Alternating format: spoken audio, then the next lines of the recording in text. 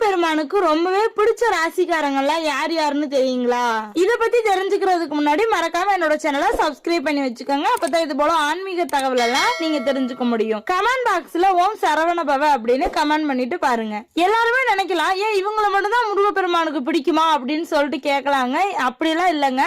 அதாவது இப்ப நான் சொல்ல போற ராசிக்காரங்க எல்லாருமே முருகப்பெருமானுடைய அம்சத்துல பிறந்தவங்களா இருக்கும்.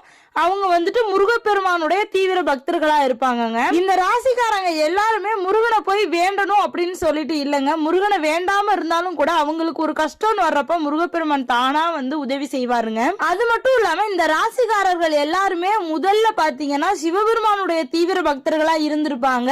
வருங்காலத்துலதான் முருகப்பெருமான் மீது ஒரு ஆசை வந்து ஈர்ப்பு வந்து முருகப்பெருமானுடைய தீவிர பக்தர்களா ஆயிருப்பாங்க. அந்த ராசிக்காரங்களா யார் யாருன்னு பாத்தீங்கன்னா மேசம், விருச்சிகம், சிம்மம், துலாம், கடகம் இந்த ராசிக்காரங்க தாங்க.